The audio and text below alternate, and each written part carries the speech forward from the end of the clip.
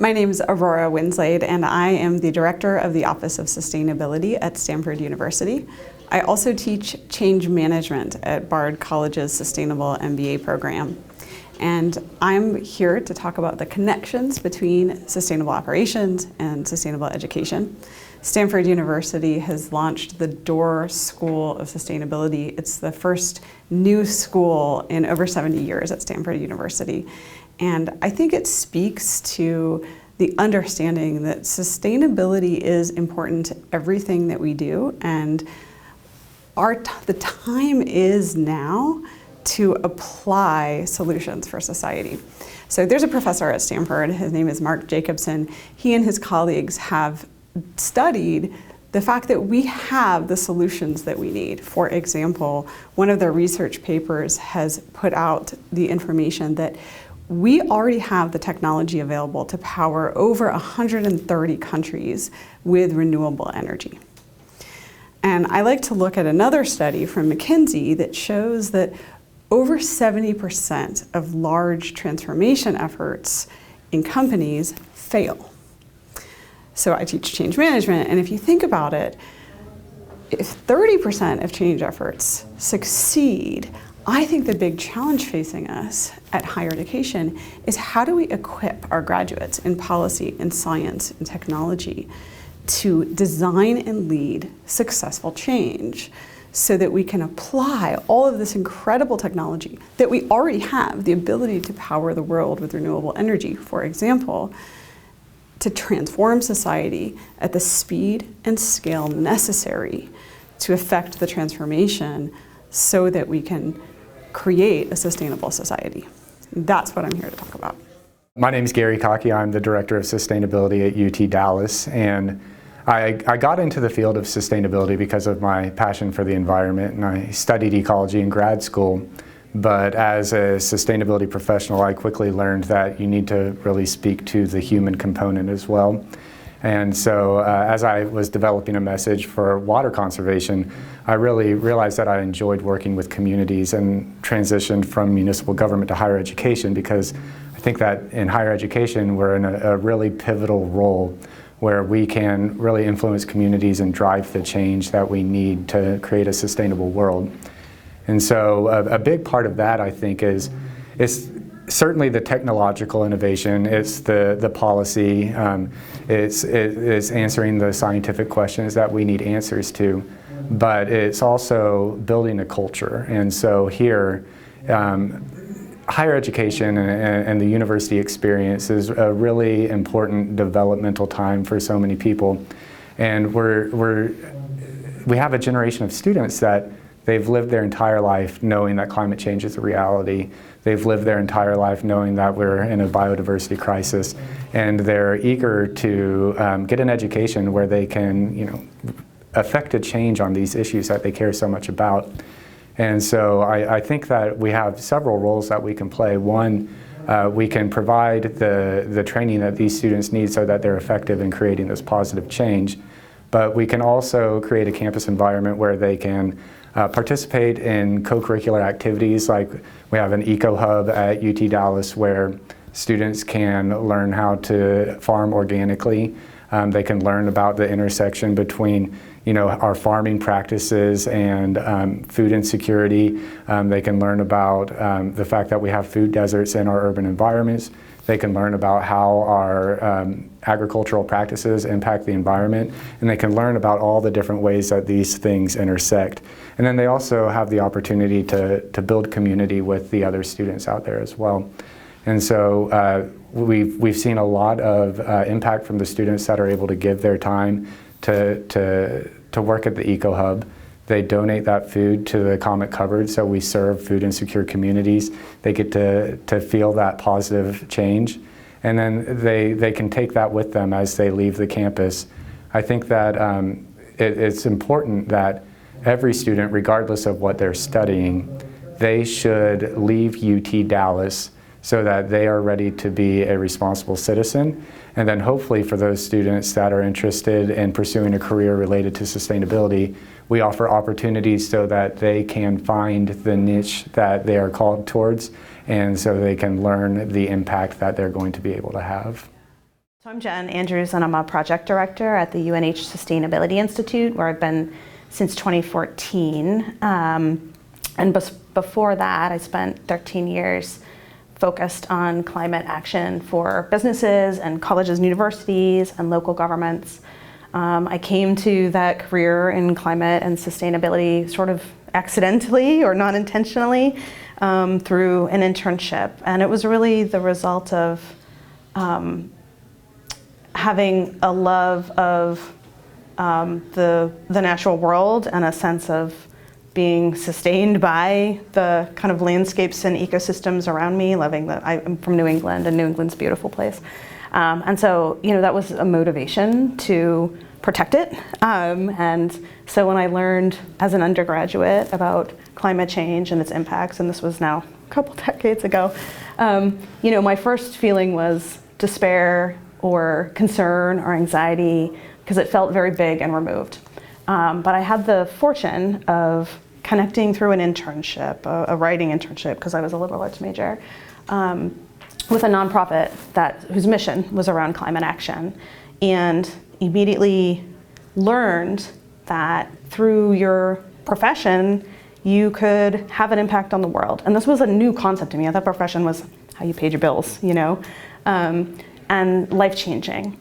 And so one of the wonderful things about the work that I get to do at the University of New Hampshire is I get to kind of pay forward that experience to other students who, are equally passionate about the things that they love, whether that's the natural world or their friends or their communities or their cultures, and give them a sense of hope and agency and the ability to have impact in the spaces around them, whether that's professional impact or personal impact.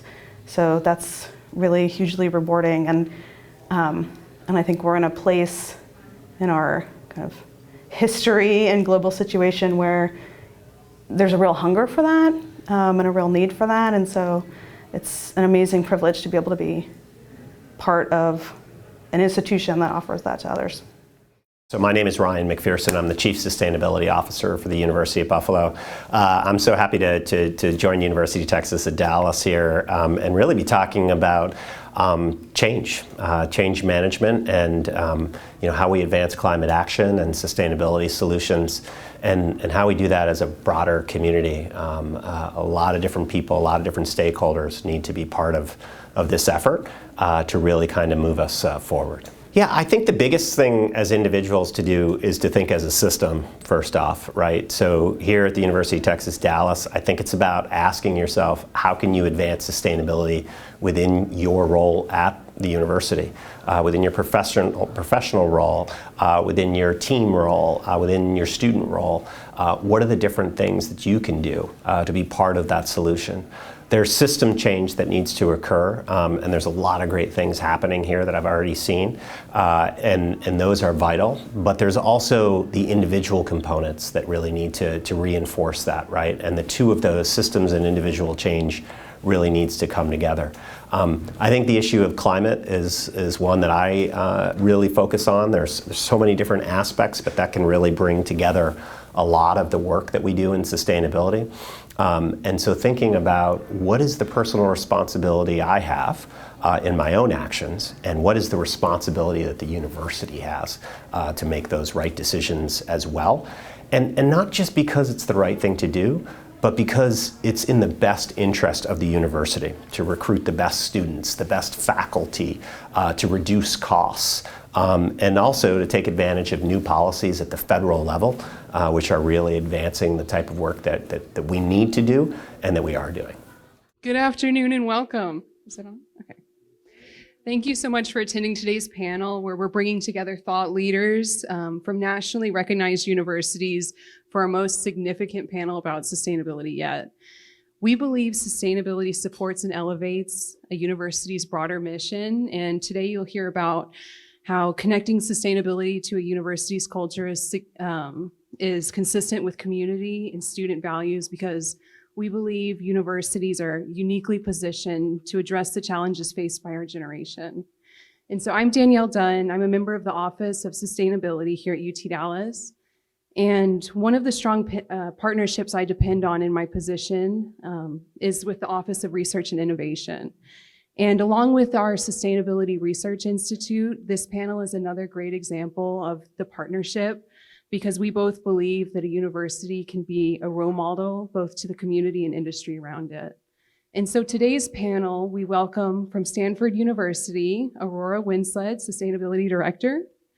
From the University of Buffalo, Ryan McPherson, Chief Sustainability Officer. From the University of New Hampshire, Jennifer Andrews, Sustainability Project Director. And our very own Gary Cocke, Sustainability Director here at UT Dallas. And moderating today's discussion is Dr. Jennifer Holmes, Dean of UTD's School of Economics, Political and Policy Sciences. And we are so proud to be sharing this message with you all. And we thank the university leaders that have joined us today and who generously offer their knowledge, time, and experience with us. And so this panel will explore many aspects of sustainability in higher education, from academics to operations, administration, and engagement. And throughout the discussion, we'll be reminded of how much students play a role in change at universities, both in their time here and then when they go beyond the university. And so I hope that you had the time to meet a couple of our eco reps, our student workers within the Office of Sustainability, both before or after this panel. And my colleague, Avery McKittrick, will discuss a little more on the importance that sustainability has on a culture and university.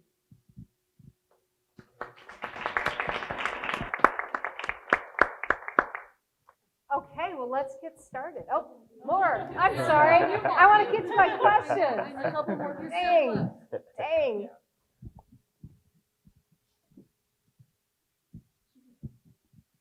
Hi, y'all. I visited the Texas A&M campus for a conference recently. And when we arrived to College Station, I had been driving for a few hours, so I was missing a lot of the finer architectural details of the campus buildings. But there's one building you just can't miss. Their stadium, Kyle Field, looms large on their campus. In fact, it's the fourth largest college football stadium in the United States, and it seats more than 100,000 people. Football is a huge part of the Texas A&M culture, and it's one of the first things you notice when they visit campus. At that conference, none of the students we brought were interested in seeing the stadium or hearing about their football team. But one of them did pack a second monitor in their suitcase so that they could attend an esports practice in their hotel room at night. This is reflective of our campus. We missed the football train when we were established in the 1970s and went straight to chess, esports, and a weirdly popular historical sword fighting guild. Our culture is still being defined as we speak. I see this as an extremely unique opportunity to add sustainability to the growing list of points of campus pride at UT Dallas. My name is Avery McKittrick. I'm the Sustainability Coordinator for Campus Engagement and Operations here at UT Dallas. I work with, train, and mentor students so that they can enter the sustainability field prepared for what the world has to throw at them. I challenge them. I give them complicated issues and projects to sort through. I see firsthand the hopes, fears, and dreams of students. Sustainability is their priority. The number one question I get from students is some iteration of, what can I do? I know from working with students that they're waiting on us to act on climate change.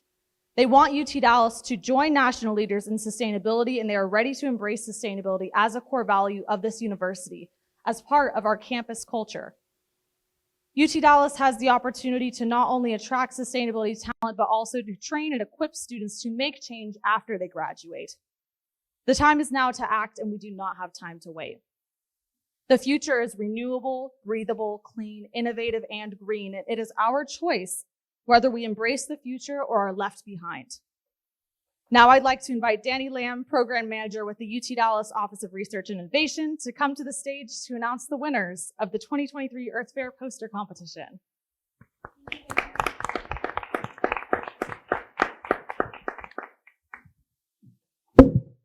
Oh gosh, I'm sorry. Hello, everyone. Thank you, Avery. Like Avery said, I'm Danny Lamb. I'm a manager for program development and outreach here at UTD in our Office of Research and Innovation.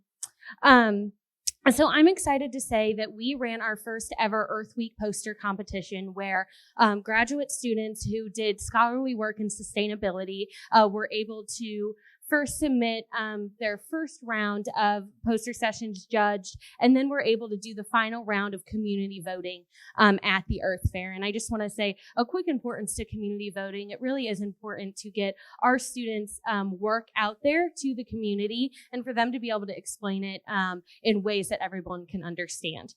So real quick, I'm going to run through our top 5 just so you kind of know a little bit about what they're doing. First, we have Gokul. He was doing air quality sensing. And then we also have Ash, who was doing how pollution affects some physical responses like heart rate, for example.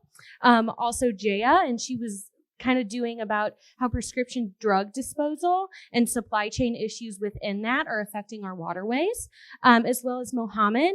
And he's analyzing soil to better understand those important environmental problems. We also had Gwen, who was unfortunately unable to be, unable to be at our Earth Week poster session, but did make the final 5. And she is actually one of the eco reps here as well. And she was talking about conversations on environmentalism in the community. All right, so with that, I am super excited to announce our winner. Please note that it was very close. You all did a fantastic job, and multiple people came up to me and said, I don't know who to rank first. I don't know what we're doing. So I am excited to announce, I don't know where my check went. There it is. A $300 prize from our Office of Research and Innovation goes to Jaya Balakumar.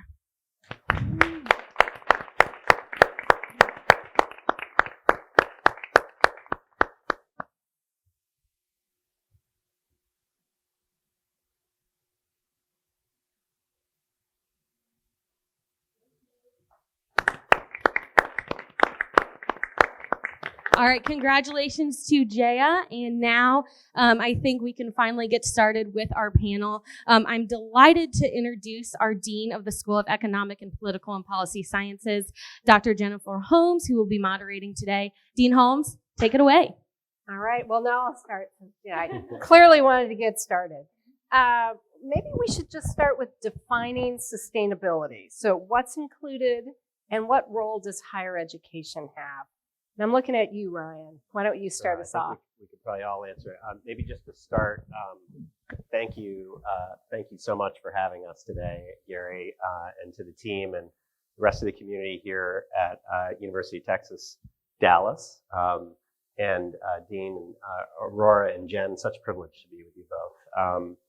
I think when we always do the what and the why. I'm looking at this piece over here. Why? I think the why, my boss is beaten into my head of really understanding that component, because at its heart, I think without understanding that, it's really hard to get into getting people to do things that we want them to do to advance this good work here. I think when we think about what is sustainability, we probably all have a slightly different take on that.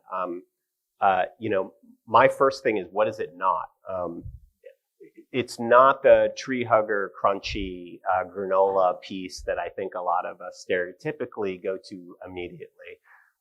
For me, it's really, and for the University of Buffalo, it's really built on a couple different things. Probably first and foremost, the Haudenosaunee Confederacy, those first Americans in the greater upstate New York and Canada.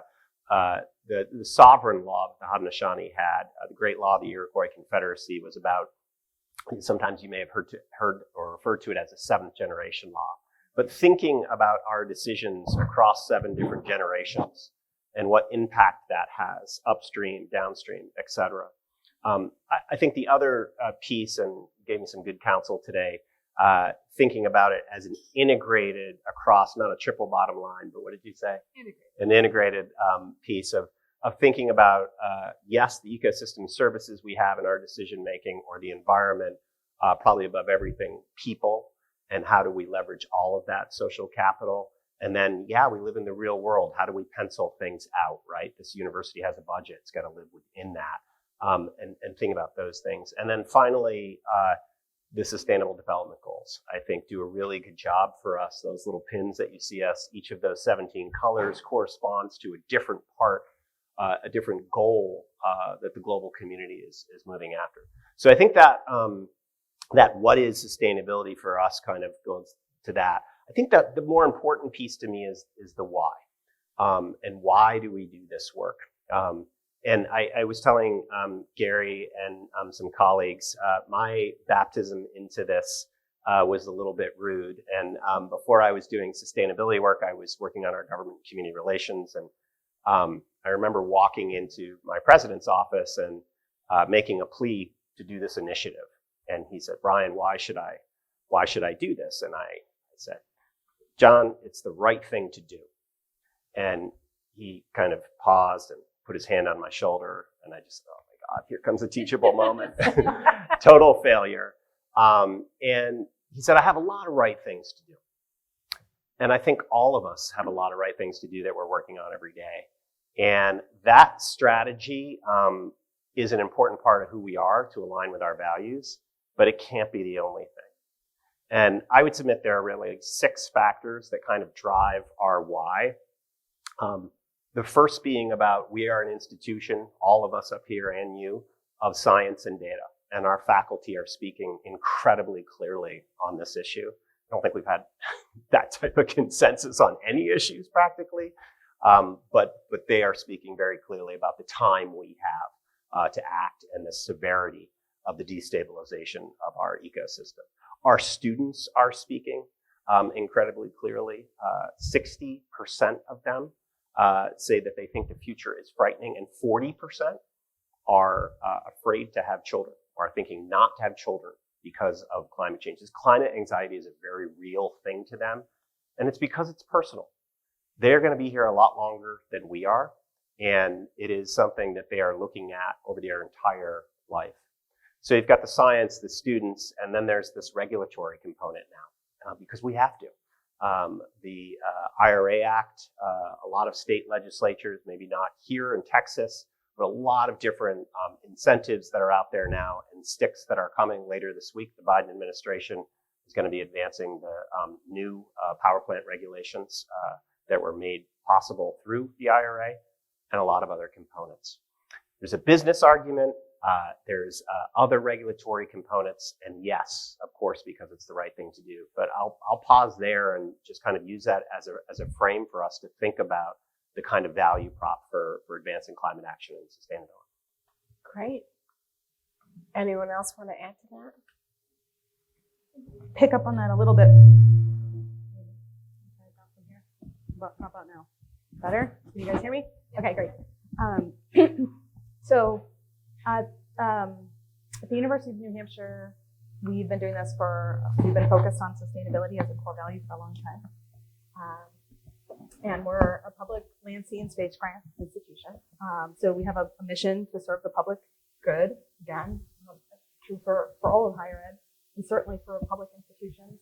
And so we see no way to be sustainable no way to serve that mission except through sustainability. We see that it meets every bit of our mandate in terms of public service, in terms of education, in terms of being a resource for our community.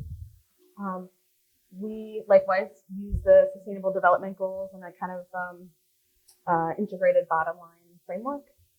We also talk about sustainability as being a commitment to ecological integrity for all places and human dignity for all people. So really focus on that human component. But for us, it does come down to not the right thing to do ethically, but the right thing to do in terms of our reason for being. You know, our 4 pillars in our strategic plan are embrace student success and well-being. So that goes to you cannot have well-being if you don't feel a sense of hope and agency and connection to your community. They're to build financial strength, and frankly, because students are really hungry for that agency and hope and the skills and competencies they're going to need, it's a business decision for us. It's a recruitment and retention strategy for us. It's a donor cultivation strategy for us. We don't see how we can be doing what we need to do or being viable if we're not focusing on sustainability, education, research, and engagement. So I don't even know that I would say why higher education. I would say how could a higher education not be focused on centering sustainability? And to briefly build on that too. So There's a lot that students are looking for from their university.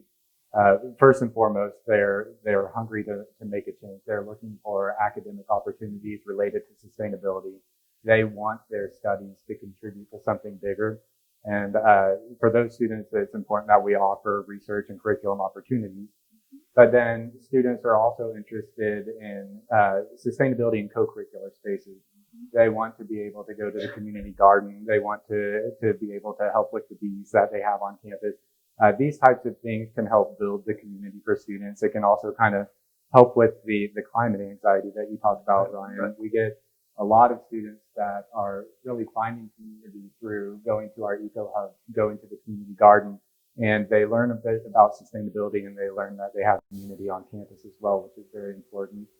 And then third, they want to attend an institution that is reflecting their values. So as we're committing more deeply to sustainability, we quickly are pivoting from the intrinsic value of doing the right thing because it's the right thing to do. But like you're saying, it's also what our students are looking for in their university. So it's what we need to be doing so that we're answering the questions that universities need to answer and attracting the students, the faculty, and the staff that we need so that we can answer them. So it's great. Well, I guess I'd like to hear from each of you on what how is your campus approaching sustainability leadership? And how does it elevate the university's broader mission and long-term success or integrated bottom line? I guess we'll start with you, Aurora. Thanks for that question. Well, as you were all speaking, I was thinking about lots of concrete examples of this at Stanford University. So I'll share a few. So Stanford is in the process of launching the first new school in 70 years, 70. The Doris School of Sustainability is bringing together departments from all across the university, institutes, and we'll be hiring over 60 new faculty over the next 10 years in addition to the faculty we've already hired.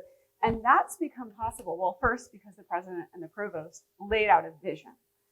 And that vision has helped bring in the second largest gift, not for sustainability, for higher education ever in the United States.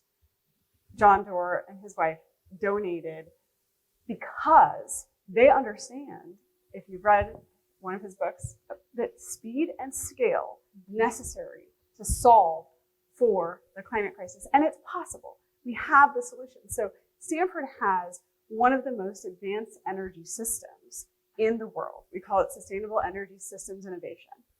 And it brings together mostly technological solutions that already exist out there in society and implements them at a scale. Stanford's reduced our scope 1 and 2 greenhouse gas emissions by about 80%. And when I asked the provost, and I got to Stanford, I've been at Stanford just about 2 years, and I said, what do you think about our central energy facility? And she said, I like it because it's saving us money. And that means we have more money for the teaching and research mission. I also like that it reduces greenhouse gases. So, you asked me earlier, I said, well, this is baked into the mission of Stanford, and you all you care about climate and sustainability at Stanford. We do, but we also like things that save money. So as I've been redesigning the waste system to achieve zero waste, which is our goal by 2030, and I brought the proposal to the budget office, they said, how much is this going to cost? I said, we're going to save money with a top to bottom redesign. And they said, save money? Nobody ever brings us proposals that save money.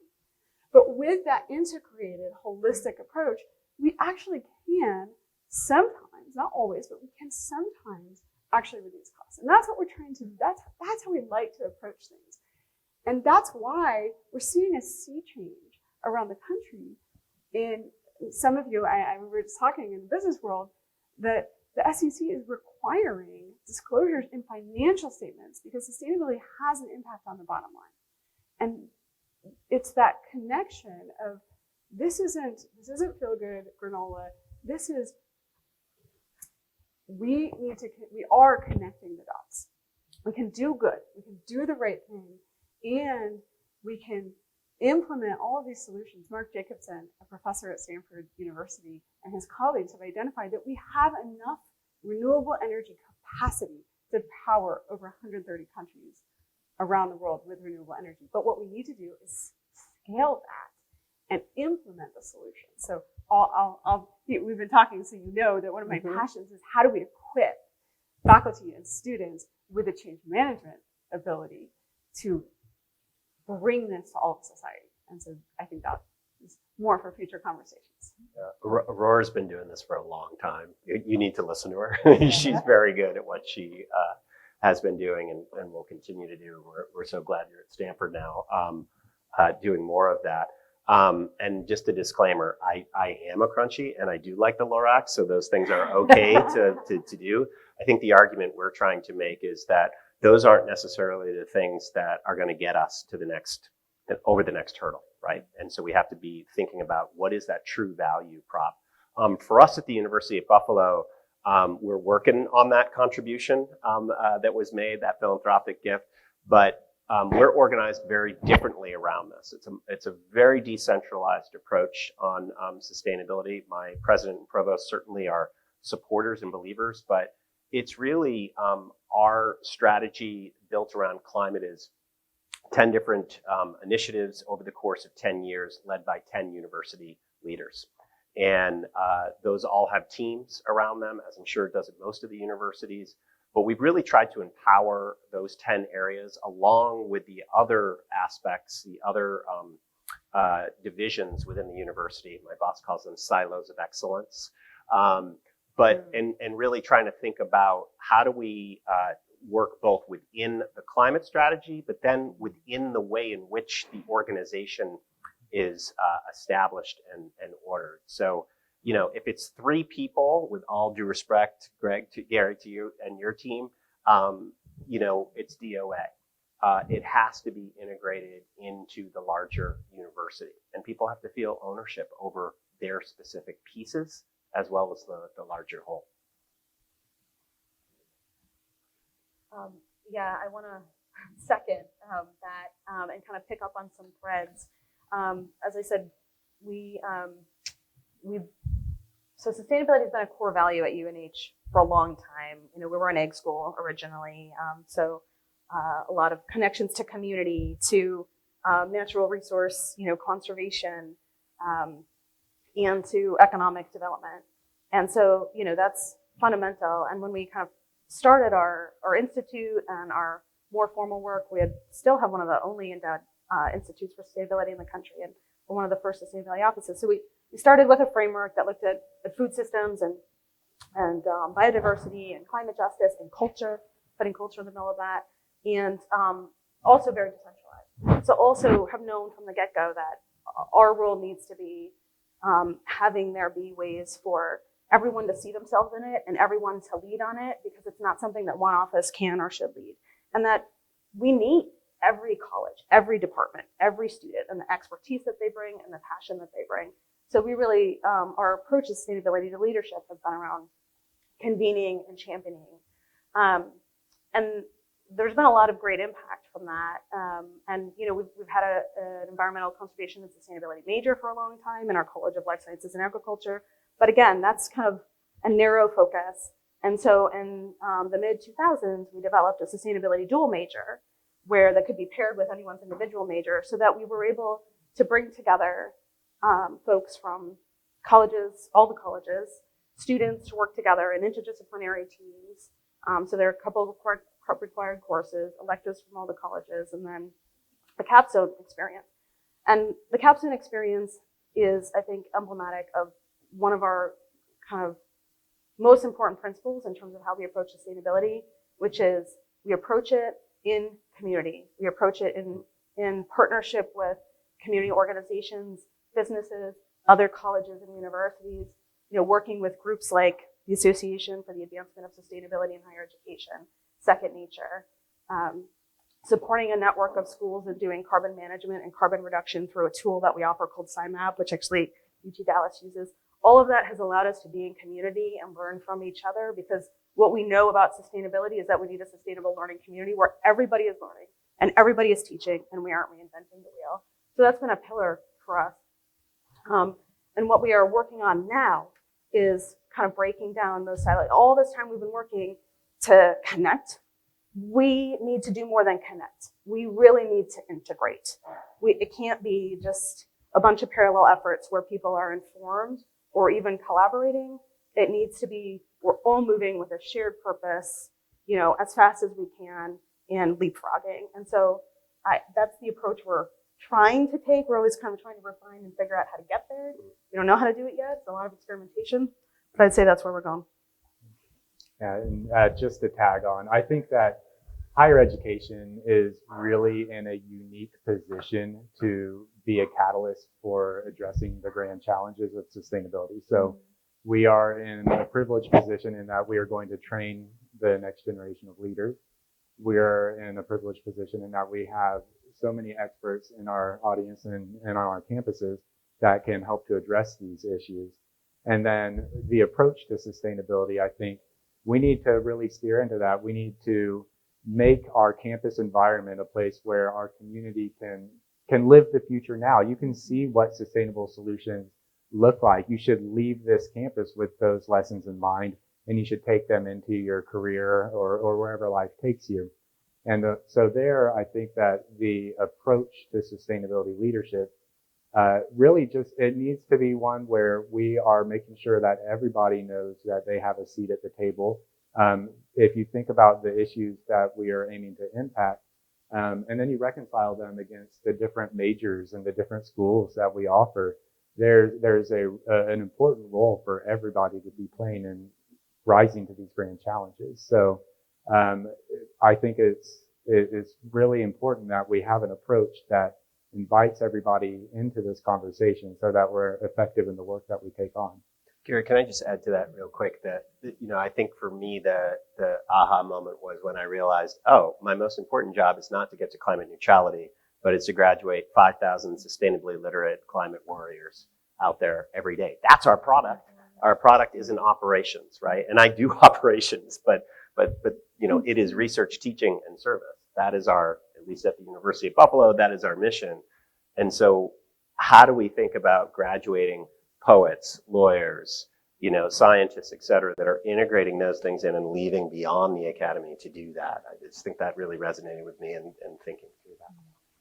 Actually, can I take on to that for a second? Absolutely. I think the inverse is also true. So I'm coming to it we're based in academic affairs. So we're thinking about curriculum as something that you kind of develop in the abstract. And so our job is to connect with us to no, the curriculum is right here. It's on our campus. It's in our town. It's with our local businesses.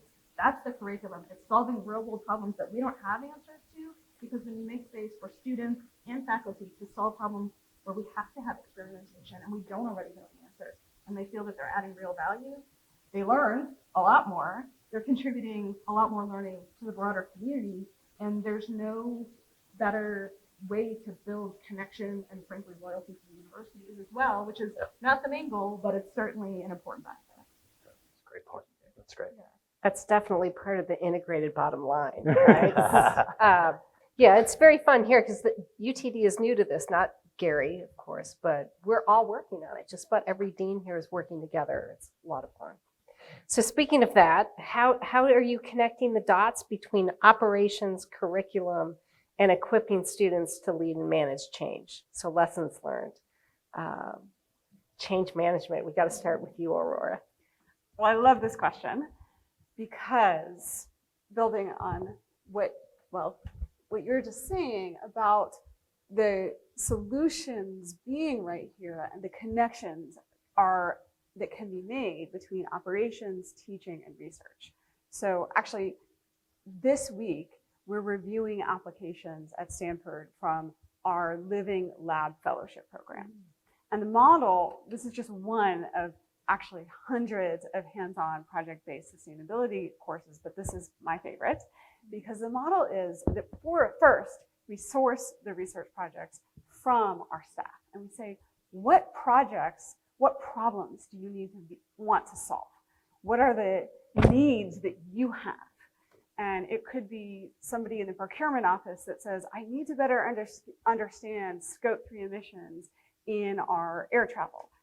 We have some conservation lands on campus, and they say, we need to socialize the idea of prescribed burns, which are understandably very intimidating in California, but also necessary. We need to build buy-in for that. We want to electrify our campus fleet as well as our farm on campus.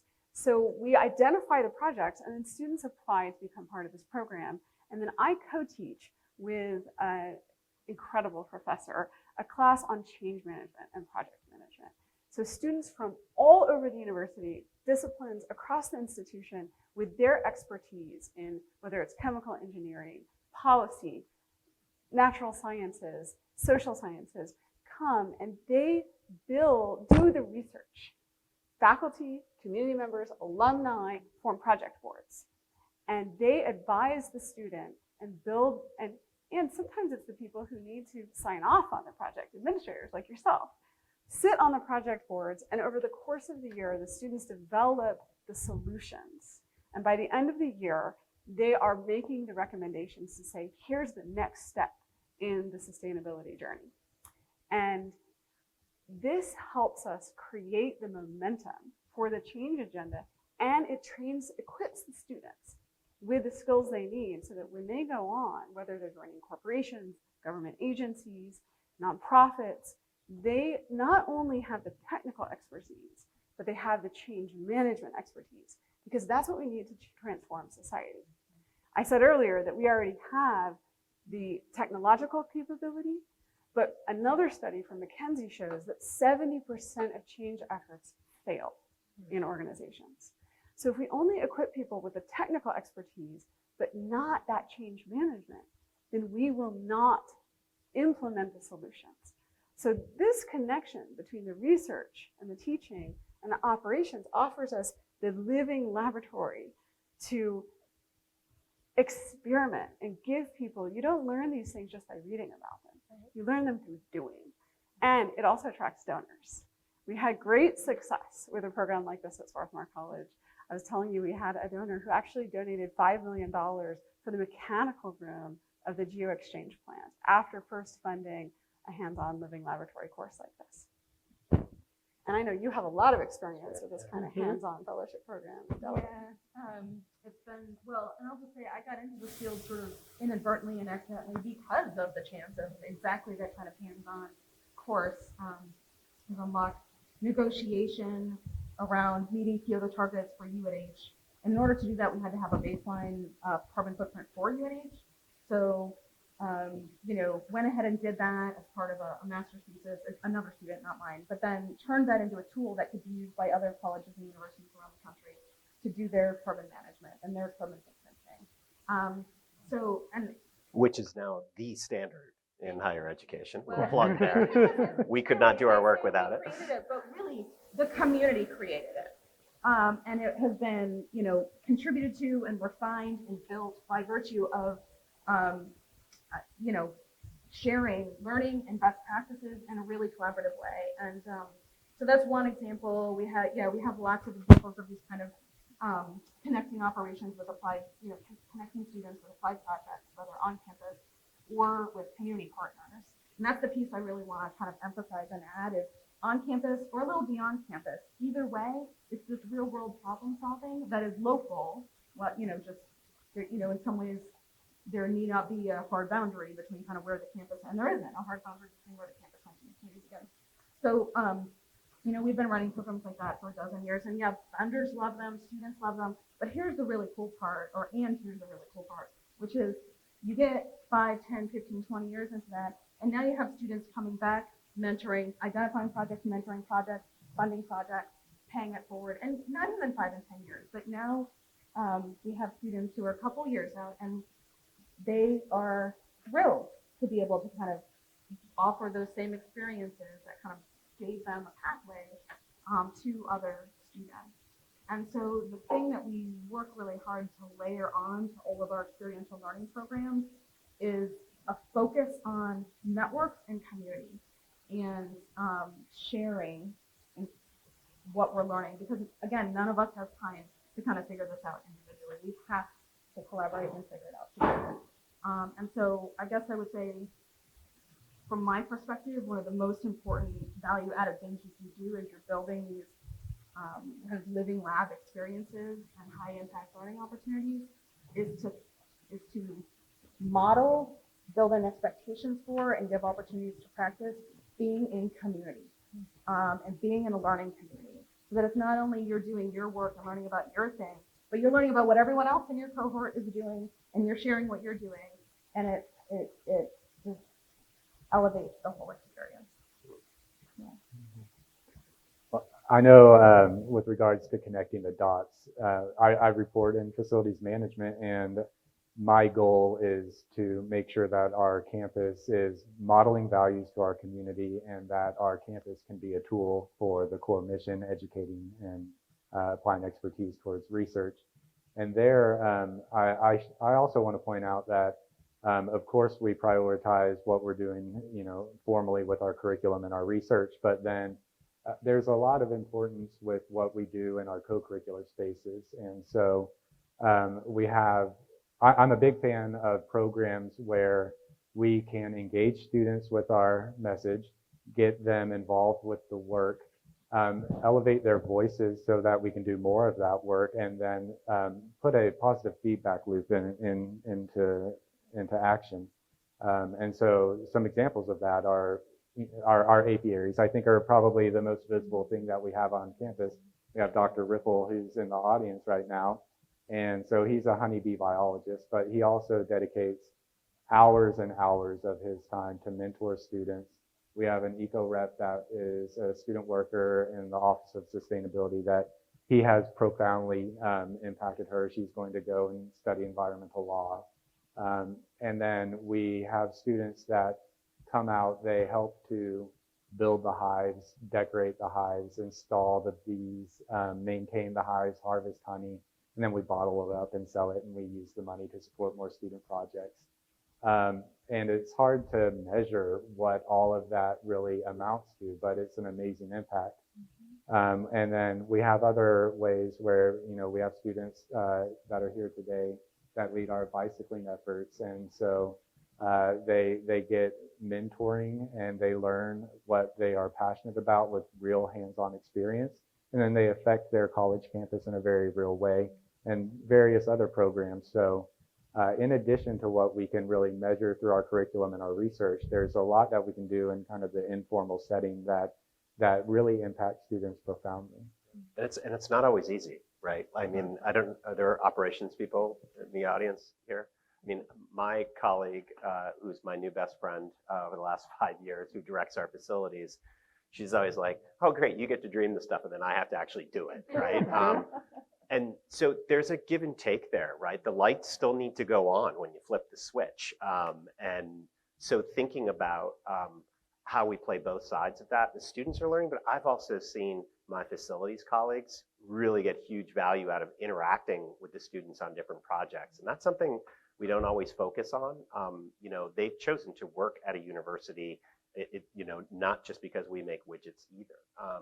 And I think that part is part of what we should be thinking about. There's learning on multiple sides of the equation and engagement on multiple sides. I just want to echo that. I've seen that in action where with the honeybees in particular, you saw our campus wildflowers. They love that they don't have to mow those as often as they mow the grass. Right. And so if you're able to find that sweet spot where everybody takes pride in their work, and especially if it makes that work more enjoyable and perhaps a little easier, then you've hit the Goldilocks zone. Well, I know here on campus, we can thank the students for our battery recycling program, yes. Right? We didn't have that before, and it was a student initiative that had that come to actual practice. All right, so what are your universities doing to apply research expertise towards issues of sustainability? And how can we accelerate to the pace needed to really impact communities? Who wants that one?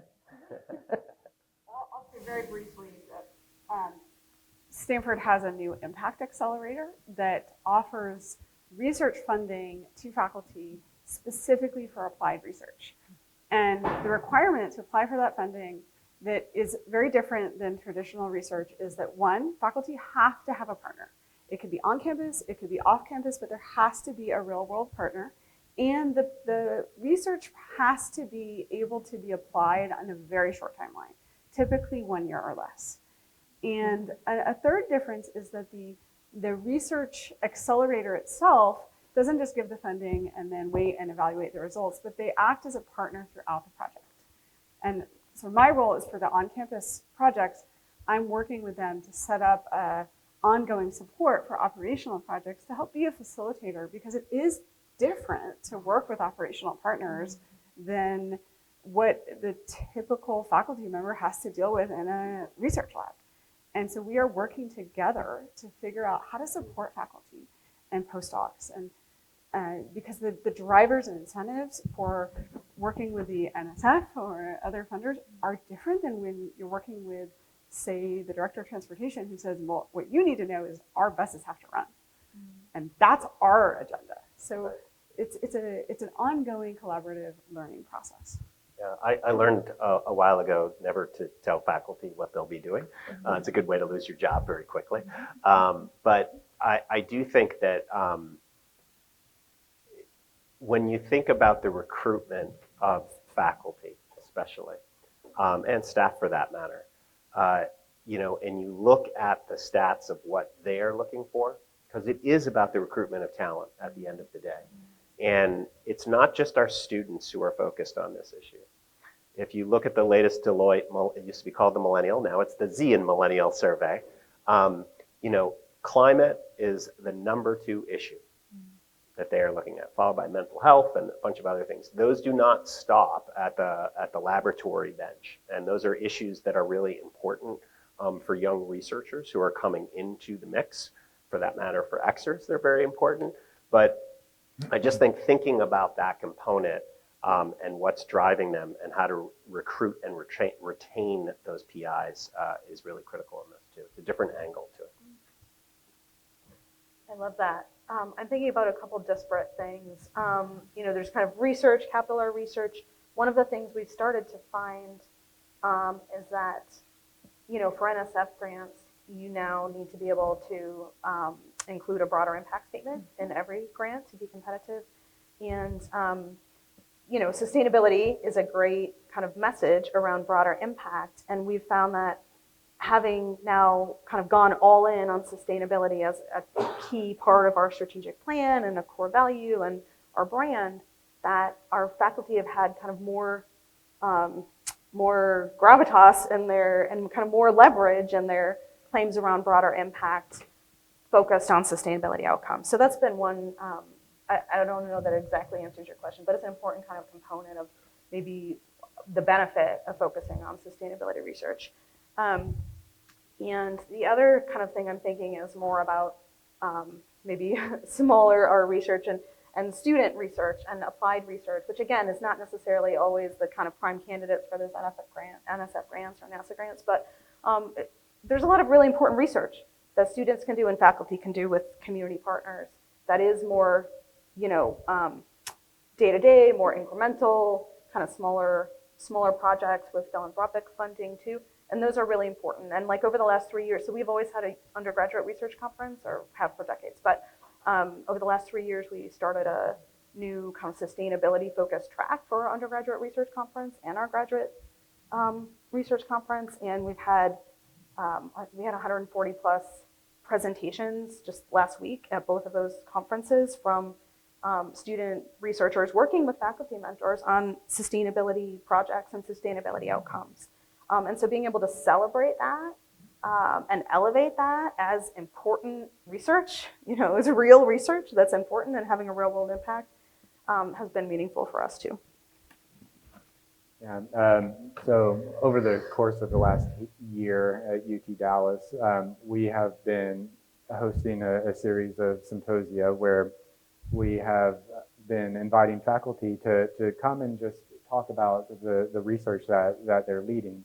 And it's been an exercise in facilitation and connecting the amazing faculty that are already working on cutting edge solutions related to the various sustainability challenges that we're talking about, but then also putting them into conversation and just giving the forum where they can, talk about their air quality sensors, but then also have somebody in the audience that's working on policy, or somebody that's working on social justice issues, and just giving the space for these ideas from our community to emerge and for the collaborations to emerge. And so it's again, we're pointing to the privileged spot that we have in higher education, where we have so much talent on our campus, and so just making sure that we are providing a setting where that talent can be pointed towards the issues of sustainability. And if I could add one more element that isn't necessarily specific to Stanford, but a few weeks ago, I was a part of the White House Forum on Scaling Campus and Community Climate Solutions. And this was convened by the Office of Science, Technology, and Policy. There were representatives from almost all 50 states. I think COVID might have prevented one state from attending. But it was sponsored by the National Science Foundation and the Department of Energy.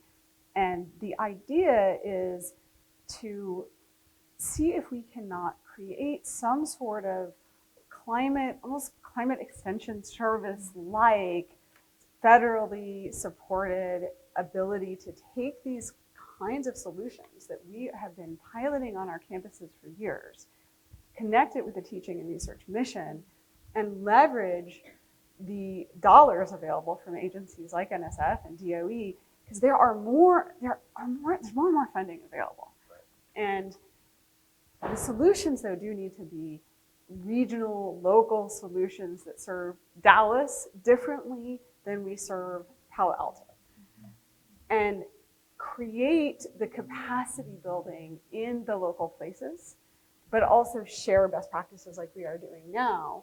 And so this conversation is happening, supported at a federal level, and there's going to be a white paper produced and sent to the NSF and DOE, who are eagerly awaiting the recommendations from folks all around the country to say, how can we leverage federal agencies, federal dollars to support local scaling of campus and community climate solutions? So this conversation is very timely, and I hope that we can continue. Actually, ASHE, the Association for the Advancement of Sustainability in Higher Education, is going to be convening a virtual conversation in June to continue asking for input that we can provide back to the Office of Science, Technology, and Policy on this very question. Aurora, to build on that too. So this really excites me. For one, we know that as we face a future where climate change is going to be a bigger and bigger issue that we need to deal with, we know that it's going to impact different areas in different ways. There's going to be more wildfire threats in some areas. There's going to be water shortages. There's going to be a need for us to respond in very local ways.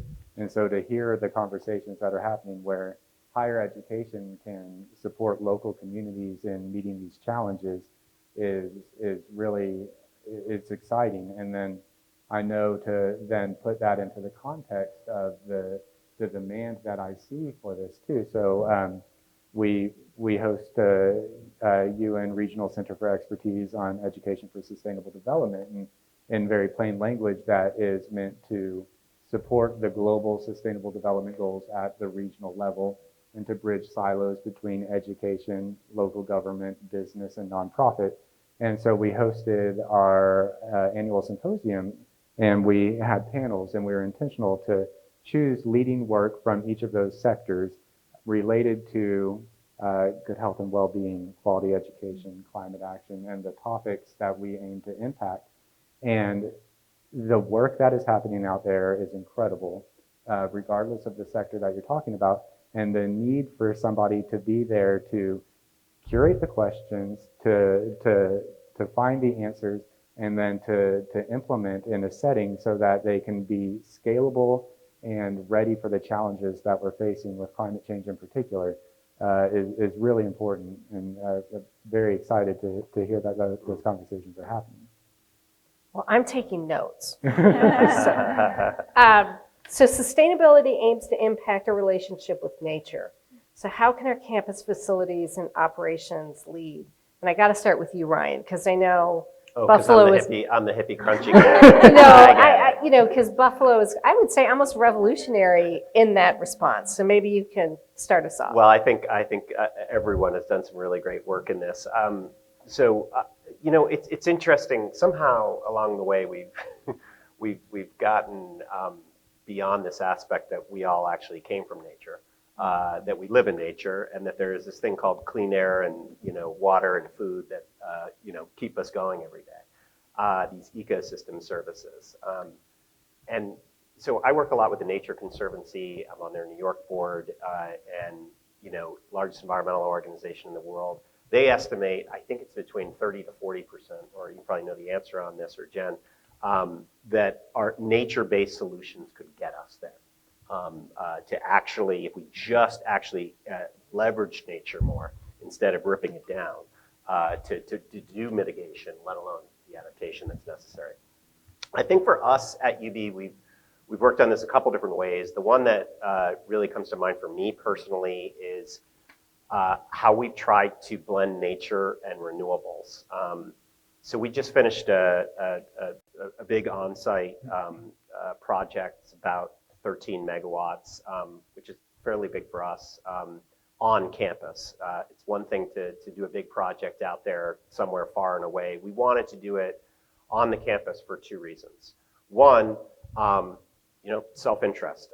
We wanted our students to see it. We want them and our own staff and faculty to take personal responsibility, not just build something in the least resistance area. But also, we had learned from a previous project that we had done, and we really wanted to integrate it in with nature. And so there are no fences at all on these 13 megawatts of new energy. They are for recreation. People can walk through them. We have a lot of wildlife that's actually gone through them. We kind of have a suburbanish campus similar to you guys, but it's about 1,000 acres on this campus. And we think it's one of the most accessible renewable energy landscapes in the country. It's been an experiment. Mm-hmm. We have one of these. The first pilot one was we put in about 9 years ago. And knock on wood, it's been working really well, both for nature and for people. And it's something we have to think about. How do we scale that? Whether it's agrivoltaics on a large scale, or just incorporating in our own campus. Not only does it allow you to kind of keep the feel of nature and the systems that it's doing, but it also is a huge. Joe and I were talking about lunch how it is a massive branding and communications device as well. People see it every day. Of all the things that we put out in our newsletter, our social media feeds, all this stuff, the thing that gets the spike in the ratings is, yeah, they're doing a good job on renewable energy. I'm like, do you also know we have a climate action plan? But they see it. And I think that's just huge value, as well as how we're attempting to integrate it in with nature. Yeah. That's so cool. Well, failing forward every day is our tagline on it. We did get we did get a no 50 times from the developer, and we kept pushing.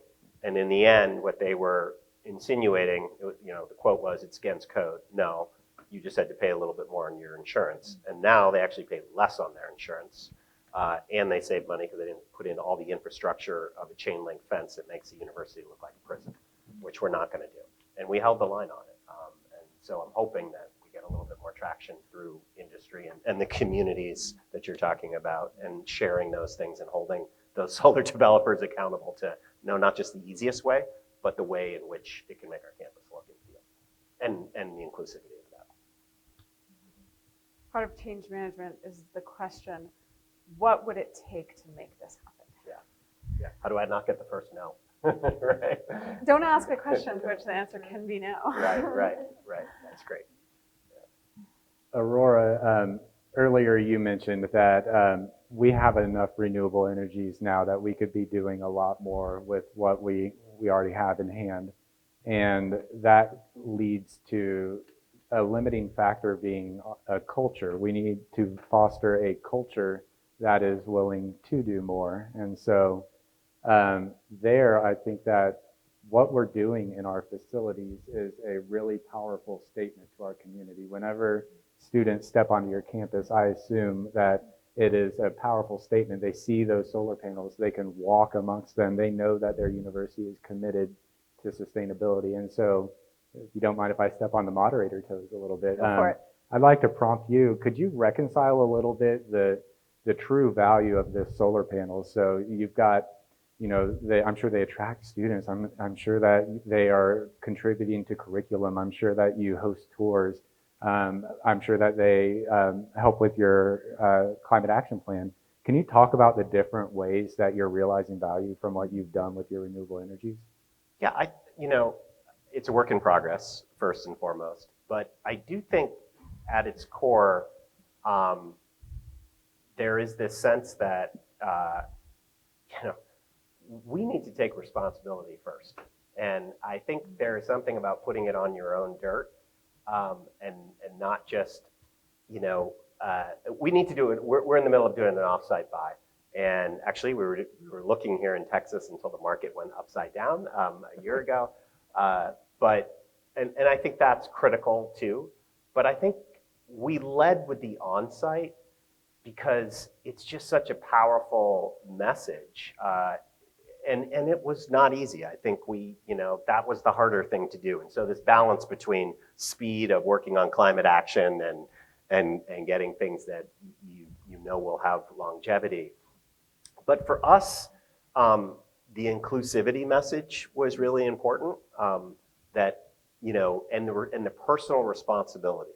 I think as a campus to try to say, look, we're going to do this. And yes, we may be buying some offsets on our travel. And yes, we may be doing some offsite purchase as well. But what can we point to here that sets that? Oh, and by the way, back to Aurora's great point, our initial calculations had us just about breaking even maybe. And now we're at we're predicting, these are all forecasts, but based on this year's numbers, about $450,000 to the good each year for 20 years. So not massive amounts of money, but we're not hemorrhaging and we're not losing. And I bet you if I, went to your vice president for finance and administration and said, hey, I could save you $450,000 a year and increase brand value for the issue, that's probably a deal that they take. This gets all administrators very excited. I know I learned something today at lunch where Gary told me that HOAs cannot restrict native plantings, right? So I love how we can really move the needle on that. And I will be implementing that in my neighborhood aggressively. Well, maybe y'all can talk about why an interdisciplinary approach is important and how it can be fostered.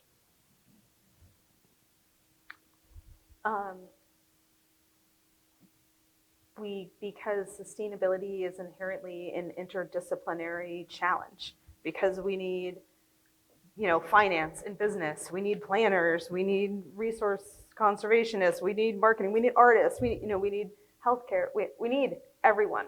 This is an all hands on deck moment. And we need a way for everyone to engage in being part of communities that they want to be a part of, that can thrive. Like, everybody deserves and needs a seat at the table, and everybody has something to contribute. So I think that's like a little bit glib, but also very true. And that's why interdisciplinary. And again, there's also kind of educational, just mission alignment around that and power behind that. So I'm thinking about our sustainability dual major. I mentioned it before. And one of the reasons we developed it was to have a kind of educational space around sustainability that wasn't discipline specific. And actually, I think I want to highlight an idea that is not just around interdisciplinary, but kind of transdisciplinary. That this kind of, again, notion of integration, where it's not just connecting or adding, it's the proverbial greater than the sum of the parts. We need to get to a place of it's transdisciplinary to have really collaborative, creative, transformative solutions. And I'm going to stop there. Yeah. Today's problems are wicked problems and require systems thinking. And the really tricky and messy thing about systems problems is that when we do systems analysis and we look for leverage points in systems, which we need to find leverage points. Leverage points are counterintuitive. So we think that we found a place where if we press on this lever, we're going to have a big influence to be able to unravel a systems challenge. But often, pressing on that lever actually makes the whole thing worse. And we can't intuit our way to solving these systems challenges. And it requires that we have expertise in all of these different disciplines, actual expertise, people who are actually expert biologists and expert engineers and expert policymakers. And yet we have to be working across all of these different disciplines to understand these incredibly complex systems challenges that cannot be solved with intuition alone. So that's my answer in a soundbite. Yeah, that's the intellectual, both of those answers are so they're the core of it. I think of it as change comes in kind of two basic forms, right? With all due respect to my engineering friends, we're not going to tech our way out of this.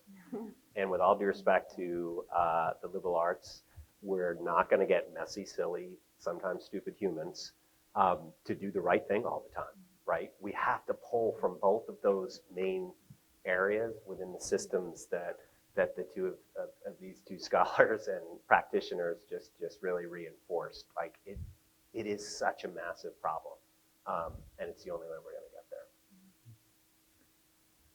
there. I know, we're all familiar with environmental, social, and economic dimensions of sustainability. But one thing that I noticed, I was teaching a class, Sustainable Development Goals and Local Action, when COVID happened. And so the class was a conversation-based class where we would talk about the different social, environmental, and economic sustainable development goals. And the conversations changed so dramatically after COVID laid bare the interconnection between different topics. So we got to see, whenever there was a system shock through COVID, how that would affect access to education and so on. And so now, if we kind of take these lessons and we think about the system shocks that we're looking at with climate change, biodiversity loss, and so on, we know that these issues aren't things that have happened on their own. It's because of an unhealthy relationship that our society has with nature. And then we also know that there is a disproportionate harm that some communities suffer from the environmental degradation. And so if we're going to change the direction in this positive feedback loop, we need to make sure that we're not just thinking about the environmental issues in a silo. We need to think about our social structures, our economies, the policies, and we need to make sure that we are taking all of these expertise to bear on the issues that we want to affect change on. Because kind of like what we were saying, if it's an issue of building a culture to take action, that becomes something that it's a very human endeavor there. It's not something that we're going to just be able to, we aren't going to science our way out of it. We're going to need to have scientists talking to social scientists, talking to economists, and making sure that we're training all of those disciplines in the direction that we need to go. Well, talking about building a culture, so how do you use collaborative efforts to do just that? So I know my approach at UT Dallas is that we have a really unique context here where we're a young school, we're nerdy in all the right ways. We have all of the expertise that we need so that we can be a leader in this area. And so I have partnerships with student affairs, we host alternative spring breaks where students can go on trips and they can give service related to sustainability. We have community gardens. We have students that are running an organic farm and donating to address food insecurity by giving the harvest to the comic cupboard. The idea being that everybody has a seat at the table, and on top of that, students don't experience our campus in silos. If they are going to grab a bite to eat, or if they're going to a class that talks about sustainability, either way, they want to see their university reflecting sustainability whenever they step on the campus. And so you need to work with everybody, and you need to make sure that you're working in a way that elevates the work that they're interested in doing. And so if I'm able to find a partnership where through our collaboration, they were able to deliver the service that they set out to deliver, but do that perhaps in a more effective way or in an innovative way, then I think that that's what sustainability should be trying to do.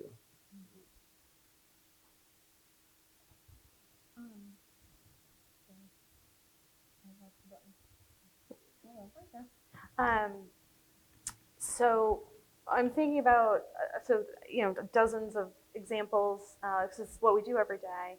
And the kind of story of SciMap that we mentioned is a story of collaboration, kind of collaboration with peer institutions and community partners and faculty researchers and staff members that again kind of hit all these pieces, the operational, the engagement, the scholarship.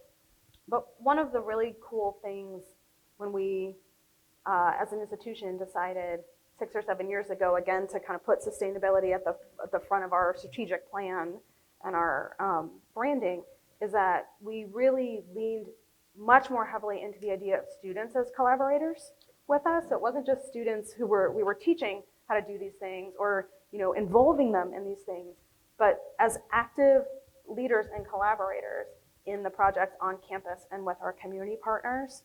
And that has had some really exciting outcomes. So we have a new bike share program that is primarily student led. We have new community gardens on campus that are primarily student led. And I think what I want to emphasize about that is, well, two things. It's sometimes hard to kind of trust the process. I was originally trained as a therapist, and we were always reminding each other and our clients to trust the process. And I have a really hard time trusting the process because I'm like, I know how to do this, and it's really hard, and you're going to get discouraged. But the thing is and it is hard, and they might get discouraged, they're going to run into barriers. But if you have a good process in place and a good community in place, and you have the ability to kind of persist, right? We're going to learn problem solving. Again, we're going to learn how to collaborate effectively. We're going to learn how to be resilient. And so that kind of trust the process and like hands off has been an important lesson in collaborating with students and more generally. And the other thing is, I had an old mentor at Cleaner Cool Planet, the nonprofit I worked at before coming to UNH, and he always said, go slow to go fast. And that drove me so crazy. I was like, but I have a lot to do, I need to go fast. But I don't know, the further I go, the more I really appreciate this idea of go slow to go fast. And I think that is so important in collaboration, is this idea that just because we're not, that we need to take time to build trust and relationships and work through a process ultimately gets us much further, much faster. Yeah, those are two great pieces of counsel, both for parenting and sustainability. Yeah, it's true. Right. It's so true. I think maybe three things. Newsflash, right? For higher ed, we're not a command control. We're not like the corporate sector. I think every faculty member at the University of Buffalo thinks, and they probably are, their own CEO, right? And it's hard to think about how you create change when you don't have any of that hierarchy, if you will. I think for us, the number one thing is realizing that sustainability is not the goal. You guys already have your own goal here at UT.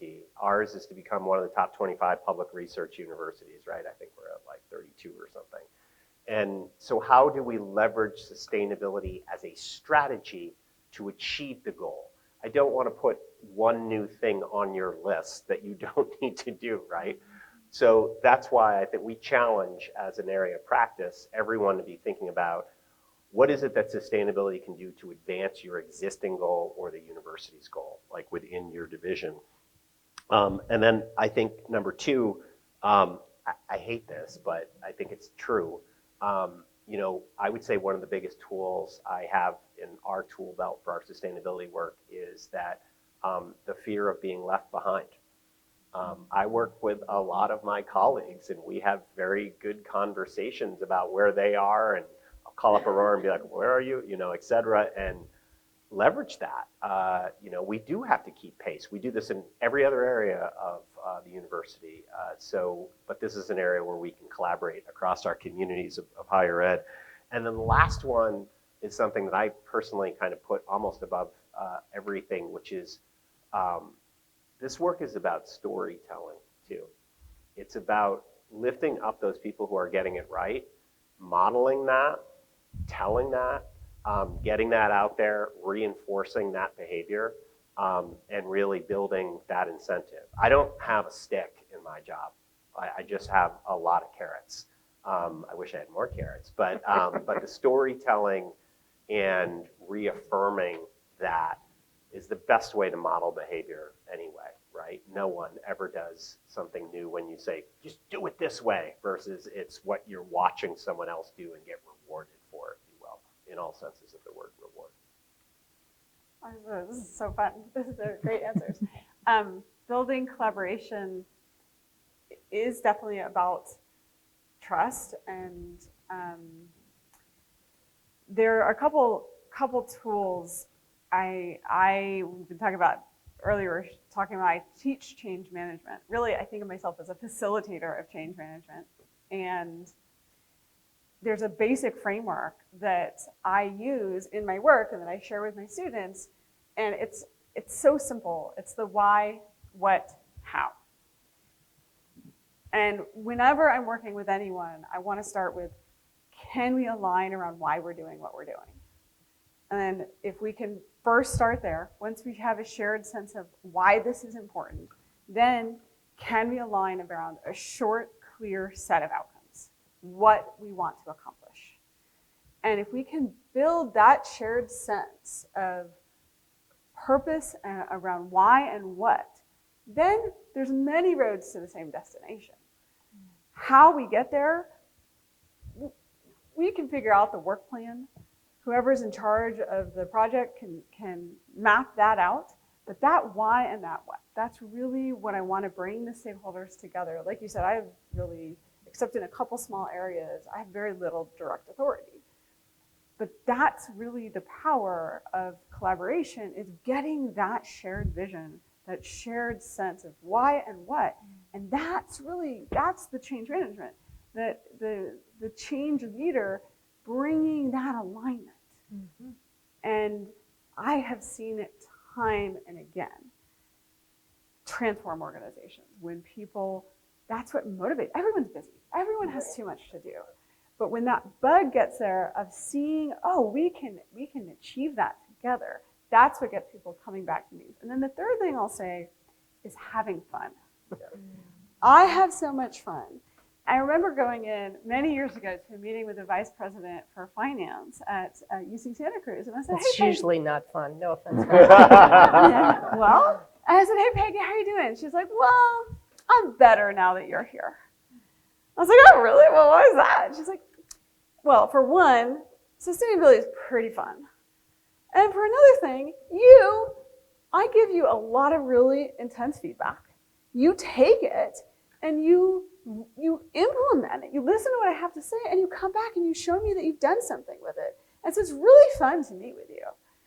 And so I really took that to heart, and I try to make my meetings like really fun, foster this sense of we're taking in feedback, we're trying things out, we're testing it out, and we're iterating, and we're having a lot of fun doing it. So I try to make my meetings really fun and working together really fun, and that keeps people coming back. Yeah, because usually people think of sustainability coordinators as either the Debbie Downer or the last person you're going to invite to the dinner party, right? Because they're going to tell you about how bad the world is, right? This is about advancing solutions and like getting it done at the end of the day. I just in a don't, fun, and I don't kind way. take things personal. I actually love it when people have, so, pick it apart. Tell me what's wrong, and then we'll make it better, and we'll have a great time doing it. And that's really that fosters. It's all about fostering that sense of collaboration, and then people want to just keep coming back. We have good parties too. Well, and what y'all say to me? You guys don't shame. You don't shame people, right? No. Like you're not doing this right, so poo-poo on you. You don't shame people. No green flags. Yep. Very good. Well, tell me about this generation of students. They don't read their emails. They're complicated. But what do you see about this generation, and what feedback do you get from them regarding sustainability? I get, it's cliche, but I get great hope from them. I do this job because of them. It's the best ROI you could ever ask for. I think the flip side to everything that you say, I 100% agree with that. But these issues can be big, like they can be overwhelming, and they're not easily solved. But you watch a bunch of students grab an issue and wrestle with it, and a sense of idealism, sometimes maybe a little naive, but then doubling back on it and like poking it from all these angles is just completely inspirational. I think it's also out of necessity too. This generation knows that they are dealing with a bad hand, and they're advancing that forward. I do think that it is. I think we have to walk a balance sometimes. You have to be honest. I don't think that you try to maybe sugarcoat things in terms of the challenges that we face. But you don't want to do it so much that you debilitate. And we've seen a lot of that too, that the anxiety is too much. And so I really love Jane Goodall's advice in her latest book, which is called Hope. And it is built around this idea that hope is not some Pollyannish, gee, I just want to hope more and that'll get us out of the doldrums. It's this concept that hope only comes through action. It only comes from doing the work and from being in the arena, as Teddy Roosevelt would talk about, and getting bloodied and doing the work. And I see them doing that, and it's very inspiring and it's very reaffirming, and it's also necessary. I mentioned the therapist training. The word I always think of is agency. Like that's a big one in mental health circles. People have, it's like hope. You could think of that as a feeling or a like optimism, but agency is what can help fight depression and anxiety and get you out of bed. Knowing that you can do something, and community and connection. And I will say one of the things that especially impresses me over the last few years with the students that I've been working with is how, and not that people didn't always do this, but more so, it seems more awareness of like other people's humanity and a really deep caring for themselves and each other and well-being and a kind of commitment to that that I have really appreciated. I mean, I have students who are like, we need to lobby for you guys to have a union. Like, I haven't had students say that before, but like multiple in the last couple of years. So I don't know. I think there's something about this moment and current generation of students and that like commitment of and under awareness of like humanity being front and central. That's also really inspiring and meaningful. And I would be remiss in not sort of circling back also to the other thing I've observed is just they're really hungry for skills, opportunities, competencies, and they want to be part of institutions and organizations who model it and give them those opportunities. So. I agree. I think you stole the words basically out of my mouth. I know, it gives me the opportunity to circle back to something I really admire about what UNH is doing, where I agree that I've observed that students, they know the issues, they want to affect change. They sometimes need a little bit of a deeper dive into the issues, and they need to understand the breadth of sustainability. So they we can talk about, maybe the engineering that they started off caring about, but they can understand, maybe the social components of sustainability as well. So we can deepen their knowledge for sure. And then we can also work to give them agency over that issue. I think experiential learning is a really great way to give agency to students. But then one of the things that I really like about what UNH does is with the Sustainability Dual Major program, where there you're giving agency to students according to their interests. So they've shown up, they are going to be studying engineering, but they're going to be able to pursue a dual major where they can understand how they might integrate their passion for sustainability within their chosen field. And to me, that like really gets at the shift that we need. We need a whole bunch of young people that can integrate sustainability into what they're doing. And then that way we can really be at scale for the problems that we need to solve. And they're not thinking, I'm going to do sustainability. They're thinking, I'm going to be an engineer who has a positive impact on the world. And that's what sustainability means to me. Or I'm going to be a business major or an artist. And that's the really cool opportunity. They don't have to see themselves as a sustainability person. Students want to have an impact. Students want to make a difference in the world today and now. And they don't know what that means. They're not going to know at UT Dallas what that impact or in the community what that impact is going to be because they're new to the community. If you can connect them with where and how to have an impact through classes, through research that's strategic right now, they will thank you for that. There's sometimes this misconception that we have to let students figure out, they have to come up with the idea, they have to find it. And I think that's a misconception. I think if you can be the one to connect them with that opportunity for impact, they will actually be really grateful because they're ready to do research and to take action right now. Well, we have 5 minutes left at most. I have a speaker coming at 3:30, so I need us to be done in time. But I want to let the last few minutes go to the audience. Any burning questions? I've been taking notes, so I know there must be questions. Yes. You first, and then second.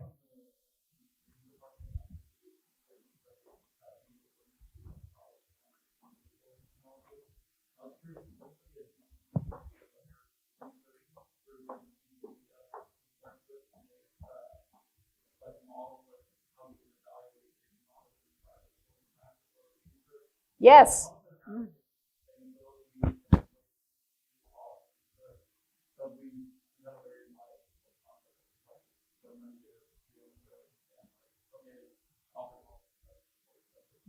That's bread and butter F's. Program evaluation, economic impact, absolutely. See the I dean. have a number of faculty in the audience here, all in interest. But yes, we can help with that. Absolutely. I want to tag on to that question because I think there's a lot of, from our age group, passion, right? And like we want to try to get things done, whatever. But at some point, we got to come down to earth a little bit, and say, okay, what are the things that I can actually do with things like budget and with things like, I don't even know who I'm talking to and who should I talk to. So what are things that, we can tell our students at UTD and kind of our generation, like, okay, you're passionate and this is great. How do we silo that, or not silo, but how do we take that and actually do something about it? Well, I would say two things. One, even prior to that, I think students sometimes don't realize how powerful their voice can be. I have to be careful at times. I certainly don't advocate for our students to protest or do certain things as part of the administration, but they should voice their I think policy positions, et cetera. And I think that's really, really important to do because that helps people like us. It gives us more support to do the work. I think the other piece is put together the arguments, do the work, and get to one of us at your institutions. We almost all the time are responsive to things like that, and we'll provide that type of counsel or connect students in with whom we see out there who are going to be real problem solvers and connectors. I tell you, without students, none of us have jobs. So you get the last question.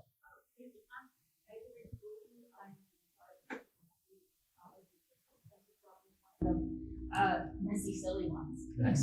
Me too.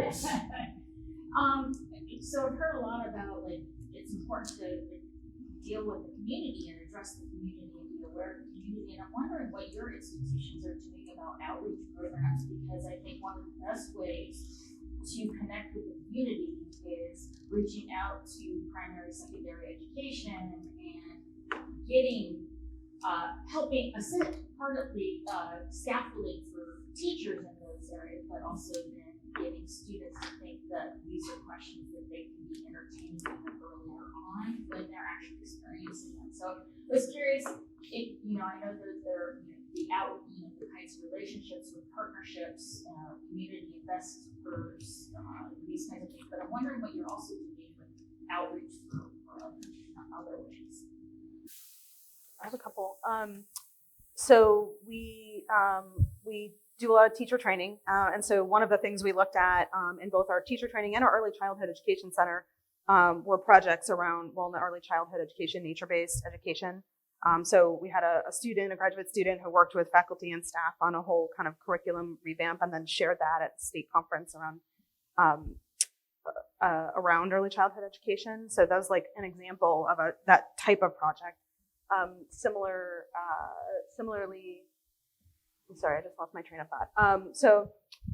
We have a high school competition, changemaker competition. We have one for the students on campus, but we also have one that's a high school track where we invite proposals from students at high schools across the state around sustainability challenges and fund then projects on those campuses.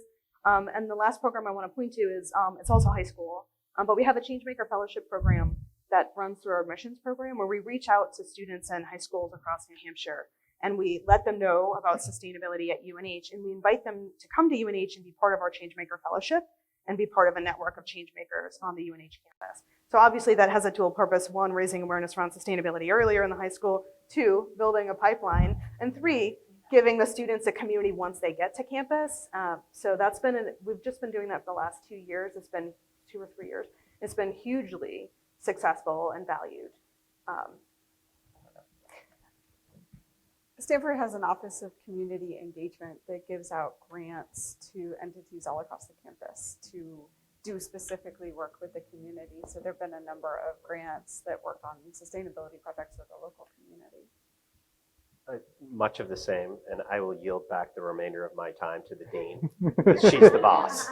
All right. Well, I think we should thank people. What I want to do is thank them and then give them time to finish up with some last questions in the audience. So thank you so much. Thank you.